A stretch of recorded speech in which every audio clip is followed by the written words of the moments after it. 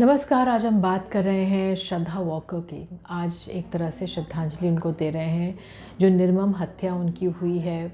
उम्मीद करते हैं उनको कुछ शांति मिले, क्योंकि श्रद्धा वॉकर की निर्मम हत्या हुई है, क्रूरता से उनकी हत्या हुई है और उसके बारे में शायद पता भी नहीं लगता, क्योंकि पिता को याद आई बेटी की और फिर तमाम डिटेल सामने आई।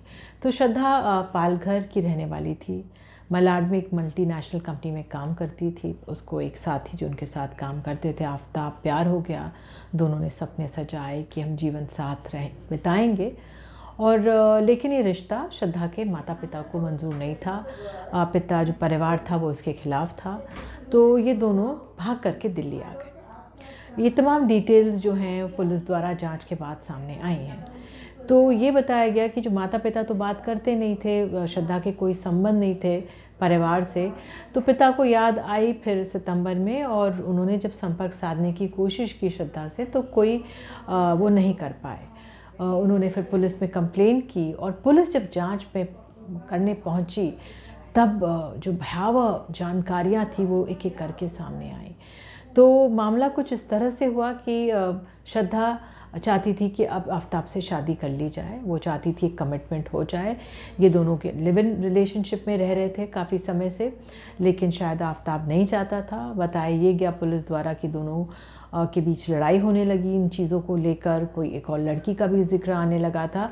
तो आफ्ताब ने एक दिन श्रद्धा की हत्या कर दी, और जो हत्या की उनके शरीर को 35 टुकड़ों में काट दिया। एक नया फ्रिज लिया और फ्रिज में 18-20 दिन तक रोज़ एक एक टुकड़ा लेकर वो जंगल में जाकर फेंकने लगा, और बदबू ना आए इसलिए वो अगरबत्ती भी जलाया करता था। और अमेरिकन सीरीज़ कोई है डेक्स्टर, शायद उससे असर पड़ा था, और ये पूरा मामला सामने आया।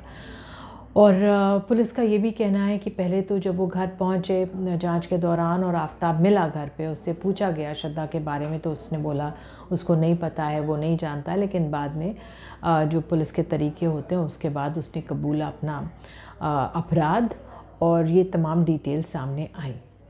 लेकिन एक जो गंभीर सवाल हम सबके सामने उठ रहा है कि किस तरह की ये मनोविकृतियाँ हमारे समाज में आ गई हैं। आप क्या सोशल मीडिया को इसके लिए ब्लेम करेंगे, टीवी सीरीज़ को ब्लेम करेंगे, कह सकते हैं, लेकिन ये अपने आप में बहुत चिंताजनक है, क्योंकि जो क्रूरता है, वो हिंसा है, लगातार कई मामलों में दिख रही है।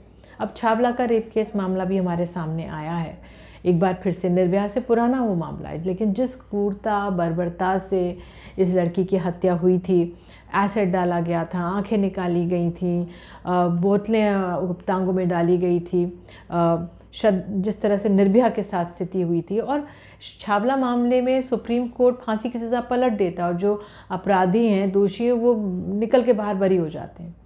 तो अब उस मामले में फिर से सुप्रीम कोर्ट में रिव्यू पिटिशन दाखिल की जा रही है। भले ही टेक्निकलिटीज़ रही हों, गलतियां रही हों जांच में, लेकिन यही गंभीर सवाल हमेशा खड़े करता है कि ये क्यों कानून का डर लोगों में नहीं है, या ये विकृतियाँ क्यों आ रही हैं। पहले भी आती होंगी, लेकिन क्या ऐसे मामले बढ़ रहे हैं। तो वाकई में ये मामला सामने के आने के बाद जो श्रद्धा वॉकर का मामला सामने आया है, एक बार फिर से वाकई में सोचने का समय आ गया है कि ये विकृतियाँ क्यों, ये बदलाव हमारे समाज में क्यों आ रहे हैं। अपराध की गुंजाइश इतनी कैसे बढ़ जाती है, क्यों जो दोषी हैं वो बच निकलने में कामयाब होते हैं या आसानी से नहीं आते हैं। बहरहाल इसी के साथ आज हम इतना ही कहेंगे। बहरहाल इस पूरे मामले पर नज़र रहेगी हमारी। नमस्कार।